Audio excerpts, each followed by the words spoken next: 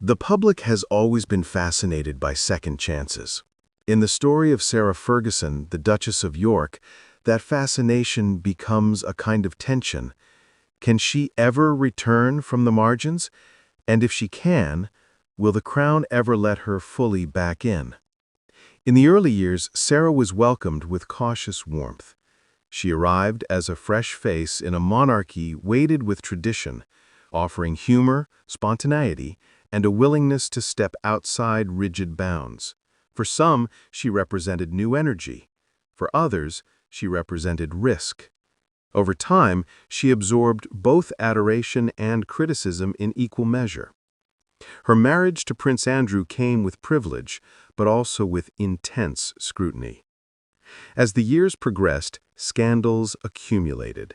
Paparazzi photos, financial controversies, public statements, and associations with figures like Jeffrey Epstein built a public reputation that became entangled with sensationalism. Her divorce from Andrew in 1996 further altered her place in the royal ecosystem. She kept the title Duchess of York, and she remained close by. But doors closed more frequently than they opened. The narrative of exclusion has never fully erased her. There were moments of inclusion, in family events, small public appearances, or gestures of personal welcome from monarchs. Yet always there is distance. Always there is restraint. Always there is the sense that she belongs everywhere and nowhere all at once. In recent years, Ferguson has made deliberate efforts to rehabilitate her image. Apologies were offered, some for past misjudgments, some for perceived errors of association. She has leaned into charitable work, publications, media engagements. She has tried to maintain her voice without overstepping.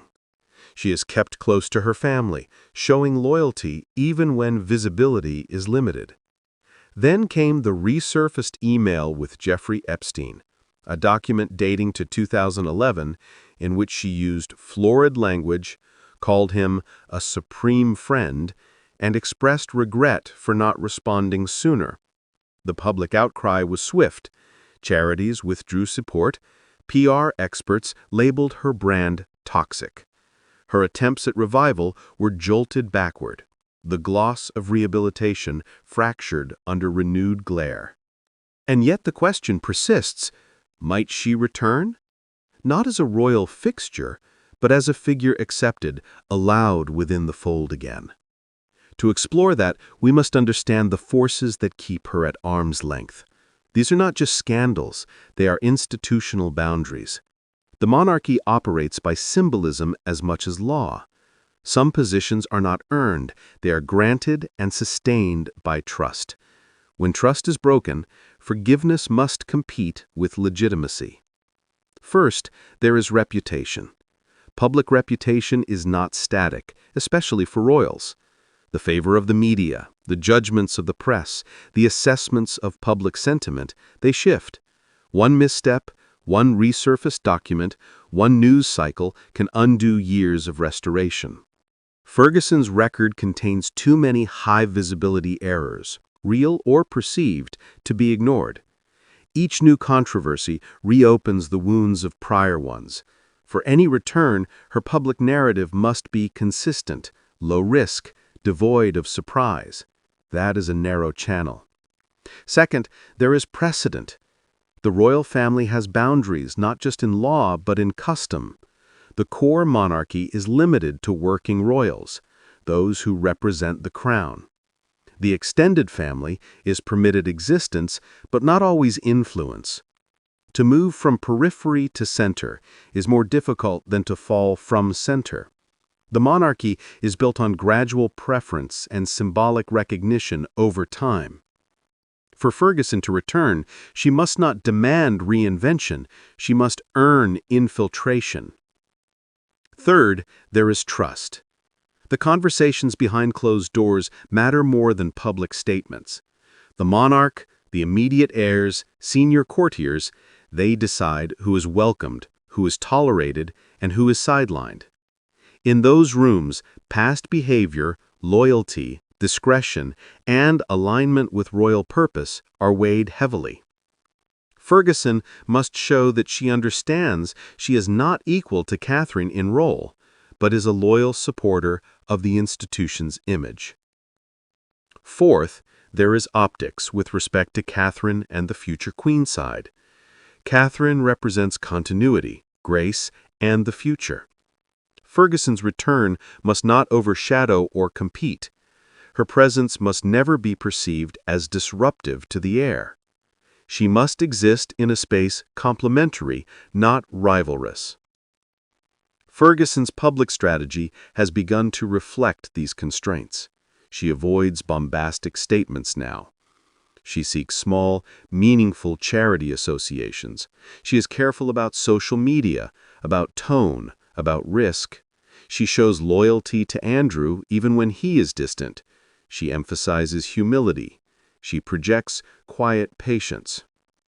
If she is ever invited back in small public roles, in private family events, or in symbolic gestures, it will likely start with small allowances, a commemorative appearance, a garden party invitation, a patronage quietly restored.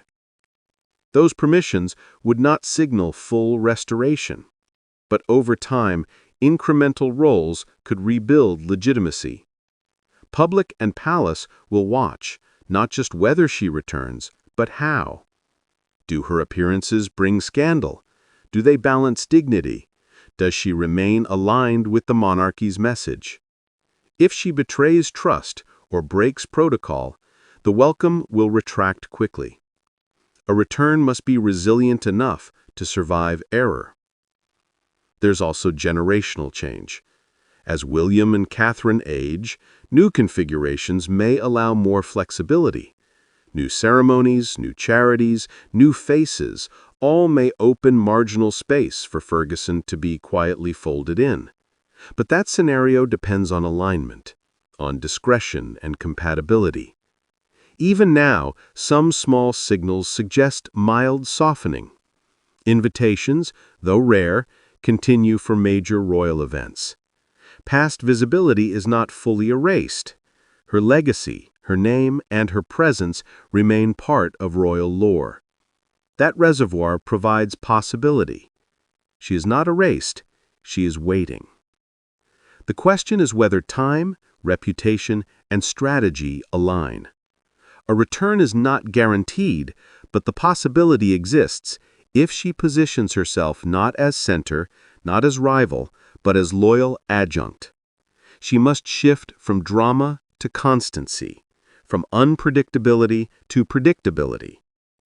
When she does reappear, publicly, ceremonially, then we will see whether the crown's arm has lengthened. Will the welcome be warm or cautious? Will cameras frame her in secondary rows or front? In that moment, we will know whether Ferguson has returned and whether the crown is ready to bring her back.